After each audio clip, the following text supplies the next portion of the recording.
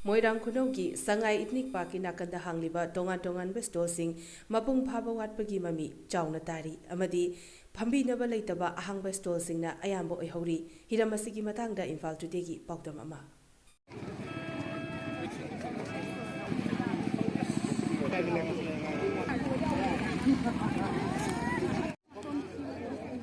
Mafam asida hangliba stall sing mapung phaba watlabasu miyamna yengba lakpagi changdi hengalakli adumaku chana thaknaba potlam singi stall singdi mapung phana marang kaina lehubata natana changang glass amada lupa kun bora plate macha amada lupa chamada yolhori food stall sing miyamna yengbada hygienic oiba watpagi mami uba phangi Chana thaknaba hangliba stall singdadi khara chiksinna hanghaningba amadi mari leinaba singnasu yangsil haningbagi apamba miyamda leinahori aikhoigi yarhom chinjak oiriba singasi festival mafam asida yamna ka hena tangba maramna amuktangbu charurabadi anirak suna chaningba phaunadriba asi tangna yonbagi mahutta chunaba mamalda adumak yolabadi mapal lamdagi lakiba miyamnasu hena pamnagani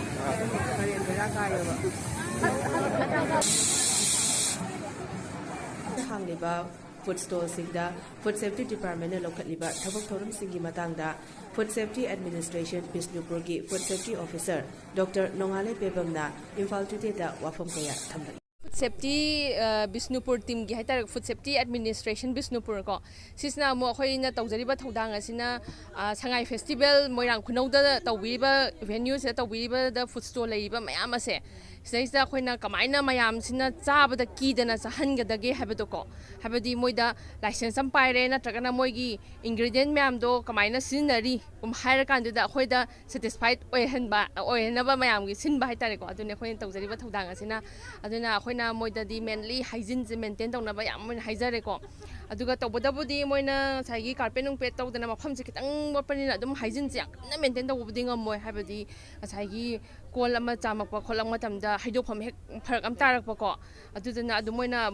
batin thamtar kitang yeng munoi aduguma mayam khalamba yawja tarasu moida khoina aduguma khodong sabduna moigi dum oijaga mayam sidadi moina hek amiba makhai lu nana pijaba ko sina men pandamni aduga khoina mayam sida dum kep upa adai samna kep upisina dum samna kendanaba ko Adaidi khujindagi amotpa changdanaba khotanaba gloves kumba sinaba adaidi mask sinaba tin kai chendanaba ko wangang bani khangde mayam serve tawbani khangde sigumba sida mayam tawdanaba gidamakta adu mayam se adum kaino aware henba aduga mayam na khangdaba mana khoina sum temporary stall mayam tawba sida kaino temporary stall gidamakta registration am tawhanba ko aduna hana permanence na yadabra na hangpa mayam su yaweba ko permanent jarama mayam na adubu sarkar gi niyom gi makhada